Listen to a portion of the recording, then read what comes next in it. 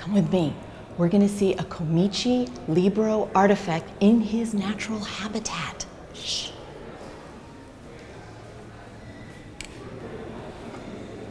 He's even drawing right now. One of the things that I felt was important about having the studio space right in the middle of the gallery, it sort of sets up the environment where someone like me sits there and creates, and the turtles that I draw, the things that I do right here in this space become comic books, that become prints and original art that hangs on the walls. What you see on the walls of the San Diego Comic Art Gallery is the evolution of the Teenage Mutant Ninja Turtles, which Eastman co-created in 1984 with Peter LAIRD. I did this sketch of a turtle, nunchuck strapped to his arms and a mask on, and gave it to Pete. He laughed, thought it was the silliest thing he ever saw. So he, of course, had to do a drawing to top my drawing. So I did a sketch of all four. So, well, what do we name them?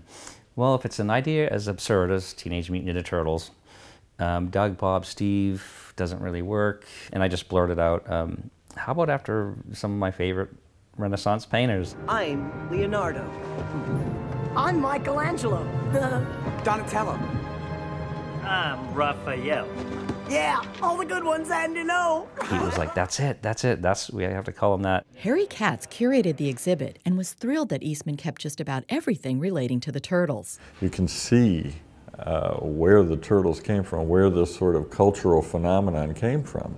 The original scraps of paper, the Post-it note where it's like, Donatello's mask should be purple, or some of the story notes for the earliest comic books I wrote on yellow line paper. I didn't know how to type, and so you see my bad spelling and my handwriting. A doodle, a sketch made in a living room turns into comic books, then graphic novels. And you can see exactly how that creative process works through the exhibit at the gallery. Yeah, they're going to see how comic books are made, and that's pretty exciting. Comic books were considered a low form of art, but when you actually see the original art, you see the intellect and the thought that goes into these things and how they're put together.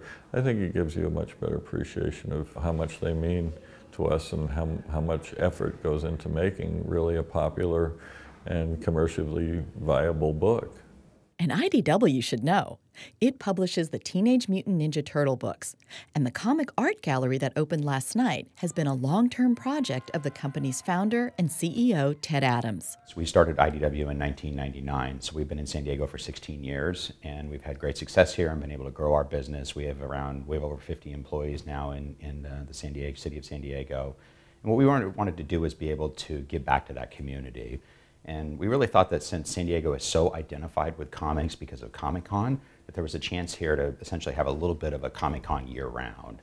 And what we're trying to do is educate people about the art of comic books, how they're made. When people look at the amount of work that goes into a comic story, it's an amazing amount of intensive work. There's a comic book writer who sat down and wrote a script, and there was a comic book penciler who sat down and penciled it out, and an inker who finished that pencil illustration, a colorist who came in and did their work, and a letterer who came in and put the word balloons on, an editor who put it all together, a publisher who brought it to the market. I think those are really interesting things for the public to learn more about, and they can do that here at the San Diego Comic Art Gallery.